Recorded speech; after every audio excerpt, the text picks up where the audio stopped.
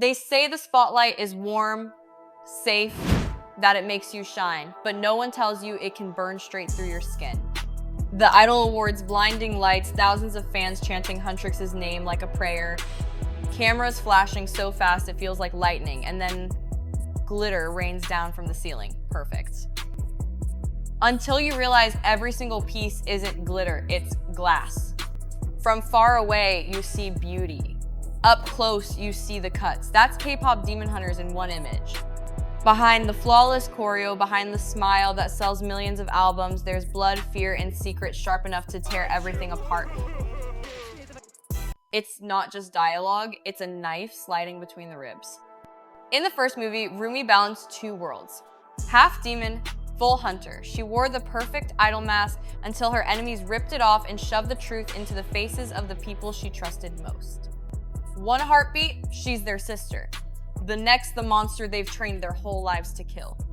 And here's the dangerous part. Her secret was only the first to fall.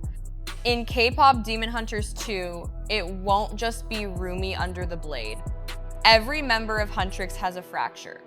And under the brightest lights, every crack will show. Celine isn't just a side note in K-pop Demon Hunters, she's a living relic of the golden era, one of the legendary Sunlight Sisters. She fought alongside Rumi's mother, her name etched into demon hunting history like the opening verse of a song everyone in the industry knows by heart. To the public, she's the kind of figure you put on posters. To Rumi, she's the closest thing to a parent left. But legends aren't born without scars or secrets. When Rumi's mother died, Celine faced the kind of choice that would haunt any hunter. Do you follow the code, eliminate the child with demon blood before she becomes a threat, or do you raise her as your own, knowing every day could be the day she turns? She chose to keep Rumi alive, but not to let her live freely. From day one, she taught her to hide the markings, to suppress the darkness inside, to pretend the problem didn't exist. But pretending never erases reality, it only buries it until it claws its way out. And here's where the theory turns dangerous. Some fans believe Celine's overprotectiveness isn't just maternal instinct, it's guilt. Guilt for possibly killing Rumi's father, maybe even guilt for her mother's death. Imagine carrying that weight and looking into the eyes of the child you've lied to every day since. In K-pop Demon Hunters 2, those layers could finally peel back. Because when Celine says, when the Hunmoon is sealed, the demons will be gone and so will your patterns. Is she offering protection or erasing the part of Rumi she can't accept? If Rumi ever learns the full truth, their bond might not just crack, it might shatter beyond repair. Mira is the kind of idol who can turn an airport hallway into a runway and a coffee order into a viral fan cam. She radiates chaos in a way that feels effortless, part rebel, part rockstar, part untouchable K-pop goddess. But every performance, every smirk, every headline hides something far less glamorous. Before Huntrix, Mira's life was a cage gilded in gold. Born into a wealthy conservative family, she was expected to be perfect, polite, obedient, a living ornament of the family name. Instead, she was labeled the problem child, the one who talked too loud, laughed too much, and refused to shrink into the mold built for her. So she turned defiance into her weapon. That wild child reputation, she didn't just accept it, she branded it. She spun her flaws into a persona that could sell out arenas. The louder the fans screamed, the less anyone could hear the sound of her past still gnawing at her. But here's the truth. Abandonment leaves a scar you can't see. Deep down, Mira still believes family is something you lose, not something you keep. And in the first movie, Gimma saw that weakness and pounced, manipulating her fear to get inside her head.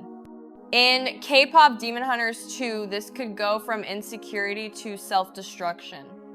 Imagine Mira distancing herself from Rumi and Zoey, not because she's angry, but because she's bracing for the moment they inevitably leave her. It's the emotional equivalent of setting your own stage on fire before the final act. Huntrix's power has always been their unity. If Mira pulls away, it won't just break the group dynamic, it might leave the Hunmoon vulnerable when they need each other most. And that's when even the strongest star can burn out. If Mira is the wildfire of Huntrix, Zoey is the polished glass, smooth, reflective, flawless, until it shatters.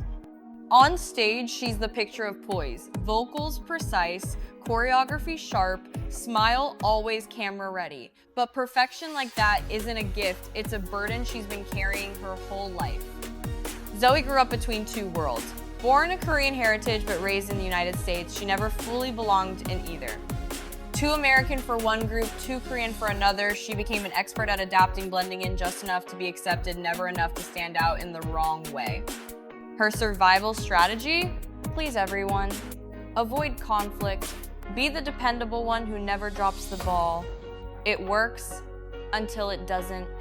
We saw glimpses of the cracks in the first movie, the frantic energy when she was rewriting lyrics hours before the Idol Awards, the doctor calling her out for her need to please, the way she tries to keep everyone happy while quietly drowning under her own pressure.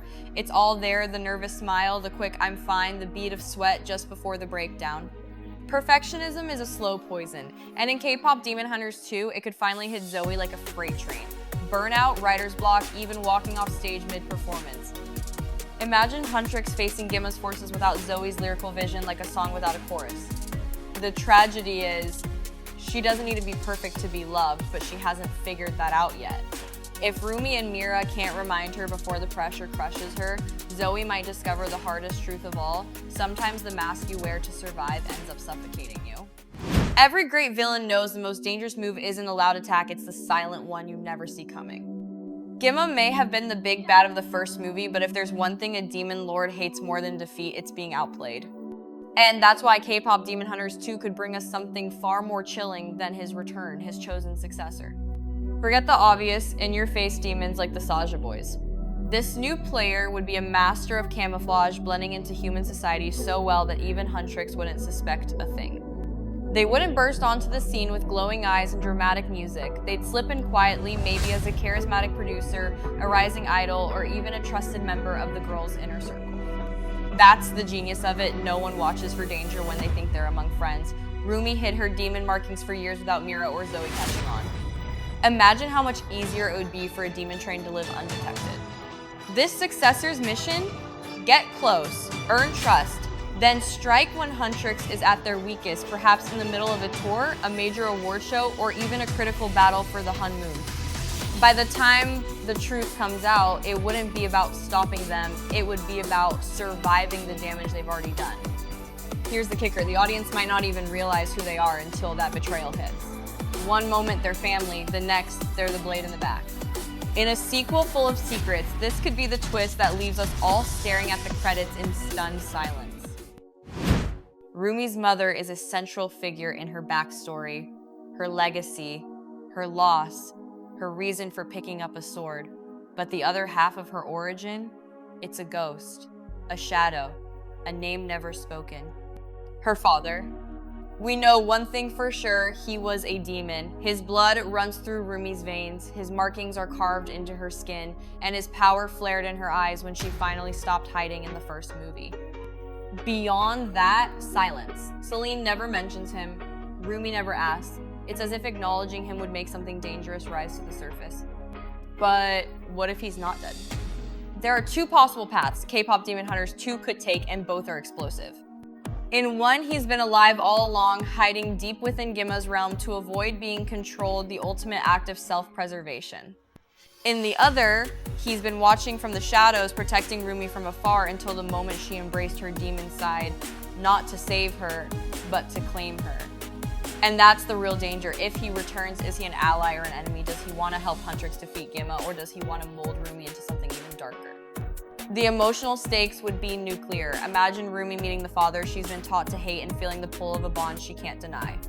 Imagine Celine's reaction if the man she might have tried to kill walks back into their lives. The sequel could turn this mystery into its emotional core, because sometimes the person you've been searching for your whole life isn't the hero you hoped for, but the villain you never saw coming. The first K-Pop Demon Hunters left us breathless, but the sequel has the potential to leave us wrecked in the best possible way. We're not just talking bigger battles or flashier performances. We're talking about emotional detonations, time to go off when the spotlight is brightest.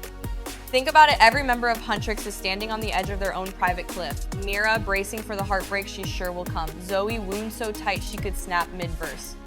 Celine, guarding a secret that could turn Rumi's love into hatred. Rumi herself, one unexpected reunion away from questioning everything she's ever believed about her family and herself. Now layer in Gimma's possible successor, an infiltrator waiting to strike when Huntrix is most distracted and the stage is set for chaos. The kind of chaos where battles aren't just fought with swords and spells, but with trust, betrayal, and impossible choices. Here's what makes a perfect cliffhanger: the moment where victory and disaster look exactly the same. Huntrix could end the film standing in the spotlight, smiling for the cameras while the audience knows the knife is already at their back. That's not how it works. By the time the credits roll, we might be questioning who the real villains are and whether Huntrix can survive long enough to face what's coming next. And trust me, the next drop of truth is gonna hit harder than any bass line. If you wanna be here when it happens, when the masks fall, when the stage lights flicker, and when secrets stop being whispers, hit that subscribe button. Because around here, we don't just watch the story, we dig into it.